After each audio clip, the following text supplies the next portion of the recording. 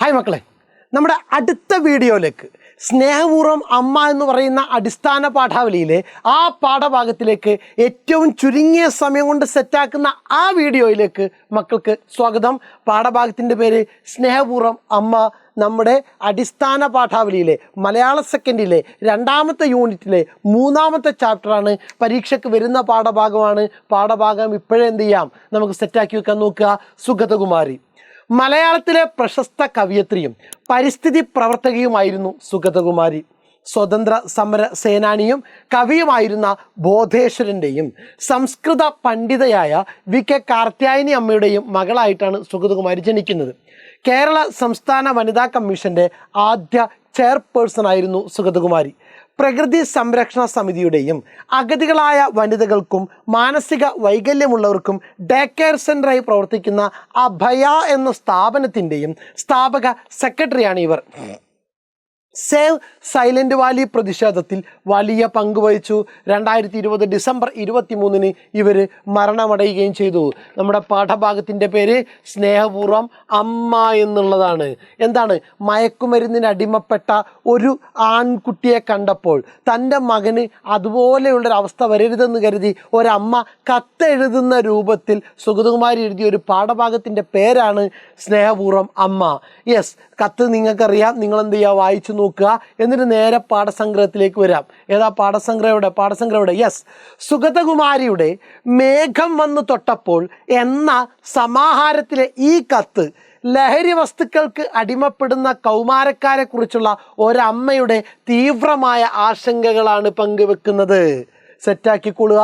ഇന്നത്തെ കാലഘട്ടത്തിൽ ഏറ്റവും കൂടുതൽ പ്രാധാന്യമുള്ളത് കൊണ്ട് തന്നെയാണ് ഈ പാഠഭാഗം ടെക്സ്റ്റ് ബുക്കിനകത്ത് ഉൾപ്പെടുത്തിയിരിക്കുന്നത്. സുഗതകുമാരിയുടെ മേഘം വന്നു തൊട്ടപ്പോൾ എന്ന സമാഹാരത്തിലെ ഈ കത്ത് ലഹരി വസ്തുക്കൾക്ക് അടിമപ്പെടുന്ന കൗമാരക്കാരെ കുറിച്ചുള്ള ഒരമ്മയുടെ തീവ്രമായ ആശങ്കകളാണ് പങ്കുവെക്കുന്നത്. ദൂരെയുള്ള മഹാനഗരത്തിൽ തനിച്ച് താമസിക്കുന്ന മകന് അമ്മ എഴുതുന്ന കത്താണിത്. ഒരു സുഹൃത്തിൻ്റെ ആവശ്യത്തിനായി മനോരോഗ ആശുപത്രിയിൽ പോകാനിടയായ അമ്മ അവിടെ വെച്ച് ഹൃദയഭേദകമായ ഒരു കാഴ്ച കാണാനിടയാകുന്നു. തൻ്റെ മകൻ്റെ അതേ പ്രായം രൂപസാദൃശ്യവുമുള്ള ഒരു ചെറുപ്പക്കാരൻ ആശുപത്രിയിലെ അഴികളിൽ പിടിച്ചുകൊണ്ട് അമ്മേ അമ്മേ എന്നെ വിട്ടുപോകല്ലേ എന്ന് ഭ്രാന്തമായി നിലവിളിക്കുന്നത് അമ്മ കേൾക്കുന്നു. ആ കാഴ്ച അമ്മയെ അക്ഷരാർത്ഥത്തിൽ ഞെട്ടിച്ചു കളഞ്ഞു. എഞ്ചിനീയറിങ്ങിന് പഠിച്ചിരുന്ന, നന്നായി പാടുമായിരുന്ന ആ മിടുക്കനായ ചെറുപ്പക്കാരനെ ആ ദുരവസ്ഥയിൽ എത്തിച്ചത് മദ്യവും മയക്കുമരുന്നുകളുമായിരുന്നു. അമ്മയോട് സംസാരിച്ച് നിൽക്കെ തന്നെ അവൻ്റെ ഭാവം മാറുകയും പൈശാചികമായി അലറിക്കൊണ്ട് അഴികളിൽ തലയിട്ടടിക്കുകയും ചെയ്യുന്നത് അമ്മ ഭയത്തോടെയാണ് കണ്ടു നിൽക്കുന്നത്. തൻ്റെ മകനെ പോലെ അച്ഛനമ്മമാരുടെ സ്വപ്നമായിരുന്ന, നാടിന് അഭിമാനമാകേണ്ടിയിരുന്ന ഒരു യുവാവ് എല്ലാ പ്രതീക്ഷകളും നശിച്ച് ഭ്രാന്താശുപത്രിയുടെ അഴികൾക്കുള്ളിൽ ഒടുങ്ങുന്ന കാഴ്ച ലഹരിയുടെ ഭീകരമായ മുഖമാണ് നമ്മുടെ മുന്നിൽ കാണിച്ചു തരുന്നത്. ഈ ഒരൊറ്റ കുട്ടിയുടെ അനുഭവത്തിലൂടെ ലഹരി എന്ന മഹാവിപത്തിന് യുവതലമുറയെ എങ്ങനെ കാർന്നു തിന്നുന്നു എന്ന് അമ്മ കത്തിലൂടെ മകന് വിവരിച്ചു കൊടുക്കുന്നു. പലപ്പോഴും നിസ്സാരമായി മുതിർന്ന ആളാണ് എന്ന് ഭാവിക്കാനും പരസ്യങ്ങളിലെ വീരന്മാരെ അനുകരിക്കാനുമായി സിഗരറ്റിൽ നിന്നാണ് ഇതിൻ്റെ തുടക്കം. പുകയിലയുടെ ദോഷങ്ങളെക്കുറിച്ച് പറഞ്ഞാൽ അത് വിലപ്പോവില്ല. ക്രമേണ അത് മദ്യത്തിലേക്കും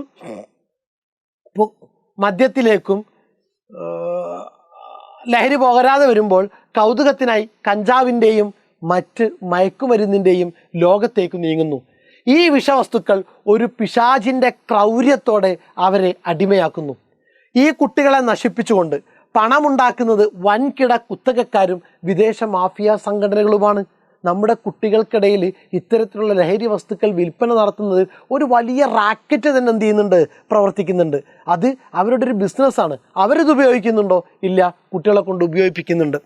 പരസ്യങ്ങളിലൂടെയും മറ്റും ലഹരിയെ മഹത്വവൽക്കരിക്കുന്ന ഈ ലോകത്ത് കുട്ടികളുടെ വഴികളിൽ ചതിക്കുഴികൾ നിറഞ്ഞിരിക്കുകയാണെന്ന് അമ്മ ഓർമ്മിപ്പിക്കുന്നു.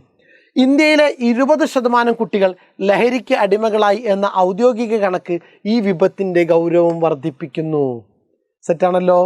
ഓക്കെ, വെറും ഒരു നേരം പോക്കിനോട് തുടങ്ങുന്ന ഈ ശീലം തിരിച്ചറിയുമ്പോഴേക്കും വെറുതെ ഒരു തമാശയ്ക്ക് വേണ്ടിയിട്ടായിരിക്കും നമ്മൾ എന്തെങ്കിലും രുചി നോക്കും. അടുത്ത ദിവസം വീണ്ടും എന്ത് ചെയ്യും, നമുക്ക് കിട്ടും, നമ്മൾ രുചി നോക്കും. എന്നാൽ കഠിനമായി മുറുകിയ കയറായി മാറുമെന്ന് അമ്മ മകന് ശക്തമായ മുന്നറിയിപ്പ് നൽകുന്നു. നമ്മൾ തിരിച്ചറിയുമ്പോഴേക്കും അതില്ലാതെ ജീവിക്കാൻ പറ്റാത്തൊരു സാഹചര്യമായിട്ട് നമ്മൾ മാറും. തൻ്റെ മകൻ്റെ തലമുറ വിഡ്ഢികളായി സ്വയം നാശത്തിൻ്റെ വഴി തിരഞ്ഞെടുക്കരുത്. പകരം നിവർന്ന നട്ടല്ലോടെ, ഉയർന്ന ശിരസ്സോടെ, തെളിഞ്ഞ ബുദ്ധിയോടെ, ശുദ്ധനും അഭിമാനിയുമായി വളർന്നു വരാൻ എൻ്റെ കുഞ്ഞിന് കഴിയണം. അത് കാണാനുള്ള ഭാഗ്യം തനിക്കും ഈ നാടിനും ഉണ്ടാകണേ എന്ന ആത്മാർത്ഥമായ പ്രാർത്ഥനയോടെയാണ് അമ്മ ആ കത്ത് അവസാനിപ്പിക്കുന്നത്. പാഠസംഗ്രഹം ഒരു തവണ കൂടി എന്ത് ചെയ്യുക, നിങ്ങൾ കേൾക്കുക. ആദ്യത്തെ ചോദ്യത്തിലേക്ക് വരാം. ഇത്രയും ഭാഗം, ഈ കൊച്ചൻ എൻജിനീയറിങ്ങിന് പഠിക്കുകയായിരുന്നു, വലിയ പാട്ടുകാരനാ, ഒക്കെ തുലച്ചു. ഇവനൊക്കെ ആദ്യം ഒരു രസത്തിന് തുടങ്ങും, പിന്നെ ഗതിയില്ല. ആശുപത്രി ജോലിക്കാരൻ്റെ വാക്കുകൾ ശ്രദ്ധിച്ചുവല്ലോ. പിന്നീട് അവന് സംഭവിച്ചത് എന്തെല്ലാം? നിങ്ങളുടെ മനസ്സിനെ സ്പർശിച്ച സന്ദർഭങ്ങൾ പാഠഭാഗത്തുനിന്നും കണ്ടെത്തി അവതരിപ്പിക്കൂ. സമൂഹത്തെ ലഹരി വിപത്തിൽ നിന്ന് രക്ഷിക്കാൻ നമുക്ക് എന്തൊക്കെ ചെയ്യാനാകും, അതാണ് നിങ്ങൾ നോക്കേണ്ടത്. ആശുപത്രി ജോലിക്കാരൻ്റെ ഈ വാക്കുകൾ ലഹരിയുടെ ഉപയോഗം ഒരു വ്യക്തിയുടെ ജീവിതത്തെ എത്ര പെട്ടെന്നാണ് തകിടം മറിക്കുന്നത് എന്നതിൻ്റെ നേർസാക്ഷ്യമാണ്. ആശുപത്രി ജോലിക്കാരൻ്റെ ഈ വാക്കുകൾ ലഹരിയുടെ ഉപയോഗം ഒരു വ്യക്തിയുടെ ജീവിതത്തെ എത്ര പെട്ടെന്നാണ് തകിടം മറിക്കുന്നത് എന്നതിൻ്റെ നേർസാക്ഷ്യമാണ്.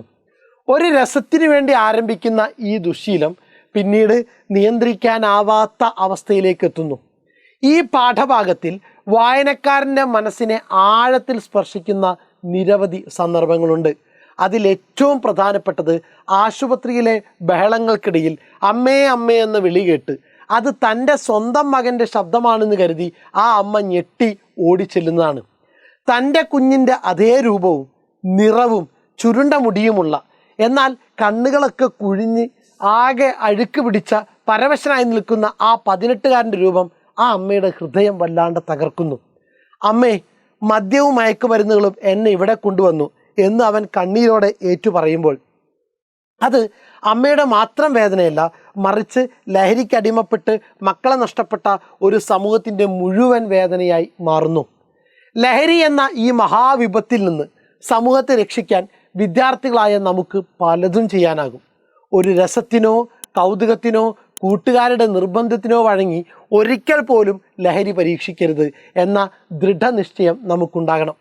ലഹരിയുടെ ഭീകരതയെക്കുറിച്ച് സ്കൂളുകളിലും കോളേജുകളിലും ശക്തമായ ബോധവൽക്കരണം നടത്തണം.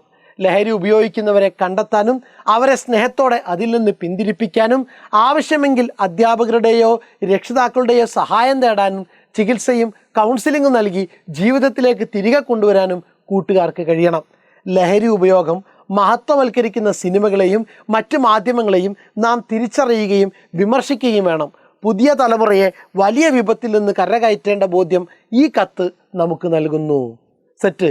നെക്സ്റ്റ്, നിങ്ങൾ കുട്ടികൾ പിച്ച നടക്കുന്ന വഴികളിൽ മുഴുവൻ ചതിക്കുഴികളാണ്. പാഠഭാഗത്തുള്ള ഈ വാക്യത്തെ ഇന്നത്തെ സാഹചര്യങ്ങളുമായി ബന്ധപ്പെടുത്തി വിശകലനം ചെയ്യുക. നിങ്ങൾ കുട്ടികൾ പിച്ച നടക്കുന്ന വഴികളിൽ മുഴുവൻ ചതിക്കുഴികളാണ്. സുഗതകുമാരിയുടെ സ്നേഹപൂർവ്വം അമ്മ എന്ന പാഠഭാഗത്തിലെ നിങ്ങൾ കുട്ടികൾ പിച്ച നടക്കുന്ന വഴികളിൽ മുഴുവൻ ചതിക്കുഴികളാണ് എന്ന വാക്യം ലഹരിയുടെയും തെറ്റായ സ്വാധീനങ്ങളുടെയും ആധുനിക കാലത്തെ വ്യാപനത്തെ കൃത്യമായിട്ട് അടയാളപ്പെടുത്തുന്നു. സമകാലിക സാഹചര്യത്തിൽ ലഹരി ഉപയോഗം വളരെ നേരത്തെ തുടങ്ങുകയും അത് സങ്കല്പിക്കാൻ പോലും കഴിയാത്ത രൂപങ്ങളിൽ കുട്ടികളുടെ കൈകളിലേക്ക് എത്തുകയും ചെയ്യുന്നു. നമുക്കാർക്കും വലിയ ആളുകൾക്ക് തിരിച്ചറിയാൻ പറ്റാത്ത ചോക്ലേറ്റ് രൂപത്തിൽ, കേക്കിൻ്റെ രൂപത്തിലൊക്കെയാണ് എന്ത് ചെയ്യുന്നത്, ഇപ്പോൾ ലഹരി വിതരണം ചെയ്യപ്പെടുന്നത്. വലിയ ഹോട്ടലുകളിലും ഇരുണ്ട കോണുകളിലും മാത്രം ഒതുങ്ങി നിന്നിരുന്ന ലഹരി ഇന്ന് സ്കൂളുകൾക്ക് സമീപത്തും ഓൺലൈൻ ഗെയിമിംഗ് കമ്മ്യൂണിറ്റികളിലുമെല്ലാം വ്യാപിച്ചിരിക്കുന്നു. ലഹരി കച്ചവട മാഫിയ സംഘങ്ങൾ ഫ്രീ ട്രയൽ എന്ന രീതിയിൽ പോലും കുട്ടികളെ ആകർഷിക്കാൻ ശ്രമിക്കുന്നത് ഈ വാക്യം പറയുന്ന ചതിക്കുഴികൾ എത്രത്തോളം ആസൂത്രിതമാണ് എന്ന് വ്യക്തമാക്കുന്നു. കുട്ടികൾ കൂടുതൽ സമയം ചിലവഴിക്കുന്ന സൈബർ ഇടം ഇന്ന് പലപ്പോഴും സുരക്ഷിതമല്ല. ഓൺലൈൻ ചൂഷണങ്ങൾ, അശ്ലീലത, അപകടകരമായ വെല്ലുവിളികൾ, തെറ്റായ ജീവിതശൈലിക്ക് പ്രോത്സാഹനം നൽകുന്ന പരസ്യങ്ങൾ, സൈബർ ബുള്ളിംഗ് എന്നിവയെല്ലാം കൗമാരത്തിൻ്റെ മാനസികാരോഗ്യത്തെയും ഭാവിയെയും തകർക്കുന്ന ചതിക്കുഴികളാണ്. ഈ ചതിക്കുഴികളിൽ നിന്ന് കുട്ടികളെ രക്ഷിക്കാൻ അമ്മയുടെ കത്തിലെന്ന പോലെ സ്നേഹത്തിൻ്റെയും ജാഗ്രതയുടെയും ചങ്ങലകളിലൂടെ കൂട്ടിക്കെട്ടേണ്ടത് അത്യാവശ്യമാണ്. നിയമപരമായ കർശന നടപടികൾക്കൊപ്പം തുറന്ന ആശയവിനിമയത്തിലൂടെയും മാതൃകകളിലൂടെയും കുട്ടികളെ ഈ ചതിക്കുഴികളിൽ വീഴാതെ കൈപിടിച്ച് നടത്തേണ്ടതുണ്ട് എന്ന് ഈ വാക്യം നമ്മെ ഓർമ്മിപ്പിക്കുന്നു. സെറ്റാണല്ലോ? നന്നായിട്ട് വായിക്കുക. ഈ 2 ചോദ്യോത്തരം സെറ്റാക്കുക. പരീക്ഷ ഈസി ആയിരിക്കും. ഓക്കെ, ലൈക്ക് ചെയ്യുക, കമൻറ്റ് ചെയ്യുക, സബ്സ്ക്രൈബ് ചെയ്യുക. Thank you.